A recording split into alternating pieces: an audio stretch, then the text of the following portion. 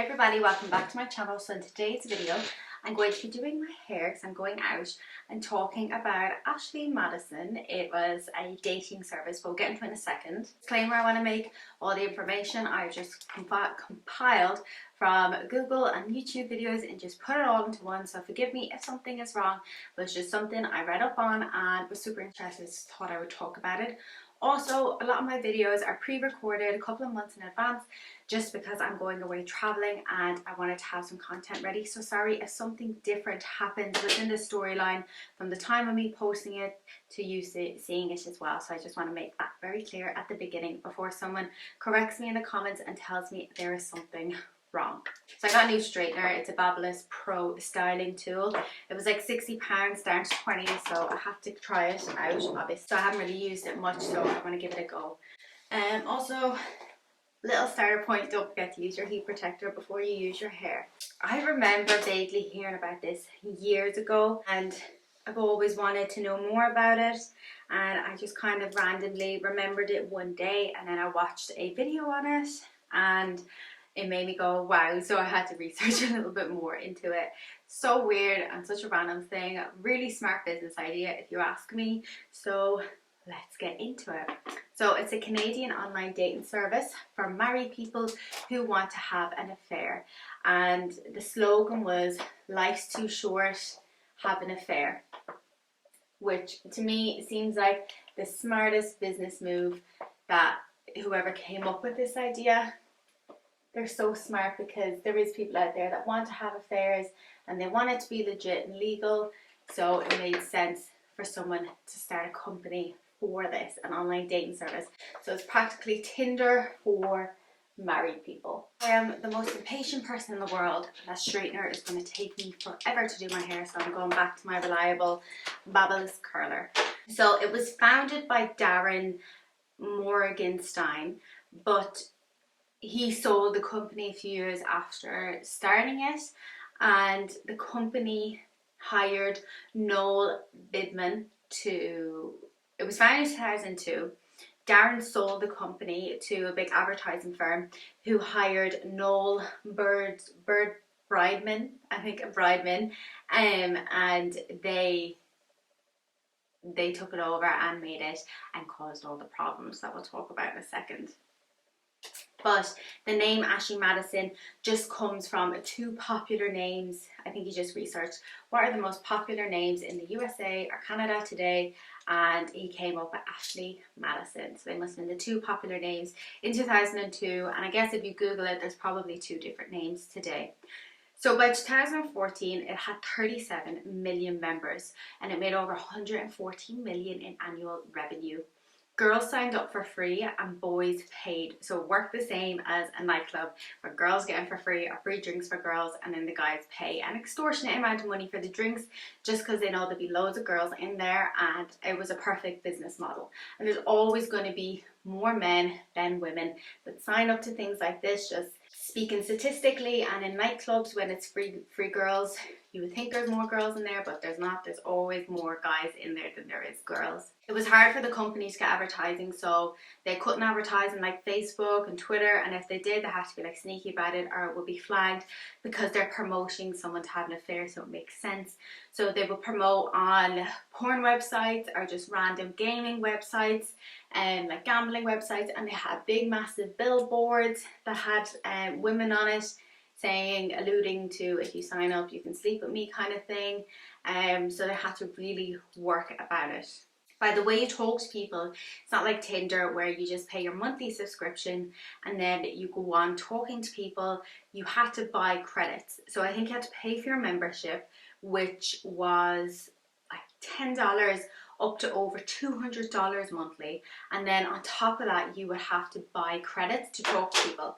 So in order for the man to initiate the conversation, because it was men that had to start the conversation on the website, you would have to purchase more credits to talk to women, and the highest membership was over $200 monthly, and I'm pretty sure you still have to buy more credits on top of that.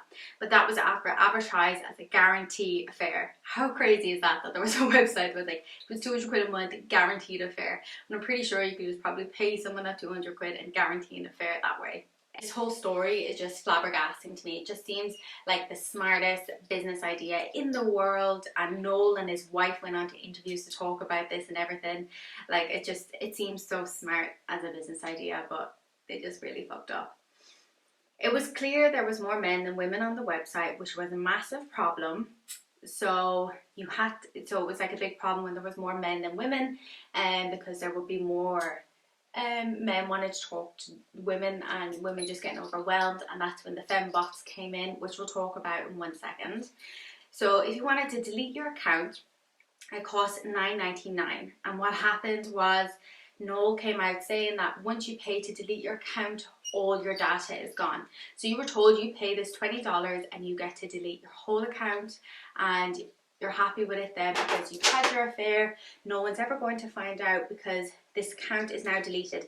And he actually did, I think it was a Good Morning America interview. Yeah, everyone's information gets deleted off the system once you pay this fee, because people were obviously happy to pay the fee because they've had their affair and no one would find out, no one would be none the wiser. As we all know now, that's not exactly what happened, and I won't be making this video. Well, I probably would actually because it's really interesting, but obviously the data did not get deleted. So then there was rumours of fembots doing replies. That was obviously the men had to pay to initiate these conversations with the women. People realized the replies started to be very generic. So guys, let's say it's $5 for a credit to initiate a conversation, which a guy would say, okay, cool, I'll pay $5 and get talking to this woman. She seems beautiful, I love her account, blah blah blah, and only to get ghosted after like 1 or 2 messages, and the messages to seem super generic as well. I don't think affairs are right, but I don't think people should be getting scammed either, although I think if anyone's going to get scammed, it should be someone who's going to have an affair. And also another big problem on it was there was also male bots, fembots, male bots, because obviously there was gay people on this as well. So gay men would be on here wanting to have an affair or just chat up someone, and it was very clear that they were also using male bots. So another story that came across while I was researching when all this thing came out about there being fembots was there was a Brazilian woman who tried to sue the company, saying she had a bad wrist from replying to all these men with fake messages. I don't think she won the lawsuit from what I researched, but I think she like asked for an extortionate amount of money because her wrist was like a bit sore from applying. But it was just like another confirmation that there was fake women on there replying. So from 2002 up until 2015, the company was doing amazing. The sales were coming in, people were happy doing their affairs. Wives didn't think their husbands were on it. Noel's wife certainly didn't think he was on it. But everything was going fine. The company was making a massive amount of money until July 15, 2015, when the Impact team, who are an anonymous team that sent some sort of email to Ashley Madison's headquarters saying, we have all the data, all the information, all your clients that use your services. You've 30 days to delete the website or else we're going to make it public. So for 30 days, Ashley Madison tried to do everything they could to not get all this information out. They tried to figure out who this Impact team, they got the FBI involved, they got like computer nerds involved. Sorry, I don't mean nerds, I don't mean that in a mean way, but you know, like computer guys and girls that can like try to figure out where someone's sending a message from.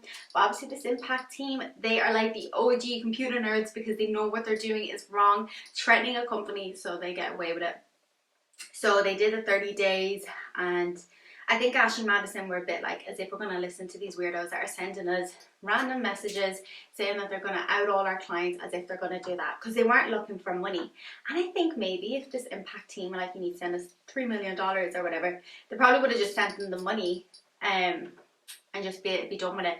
This Impact team had no intentions of taking money. They just wanted Ashley Madison to stop scamming people out of money. So 30 days later, what happened? All the names and informations of people were released in the first drop of information. And around this time, websites started to pop up where you could search your spouse's name to see if their information was on it. I watched a video of an Australian radio station, basically doing call in and we'll search your husband's name and see if he's on Ashley Madison. And there was actually a video of a woman that did that. She rang in, gave her husband's name, they researched it and they were like, oh, I'm really sorry to tell you, but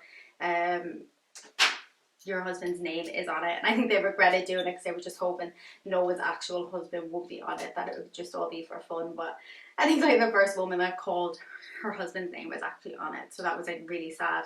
So the reason how everyone found out that their information was not deleted after paying Ashley Madison money to delete the information was because there was emails and messages as far back as 2008 that people had sent with email information and everything on it.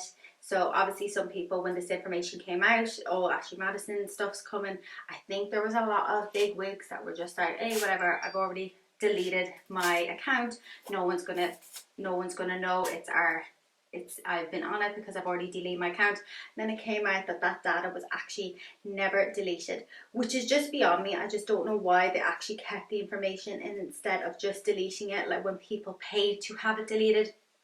It just drove me crazy wondering why it was never deleted.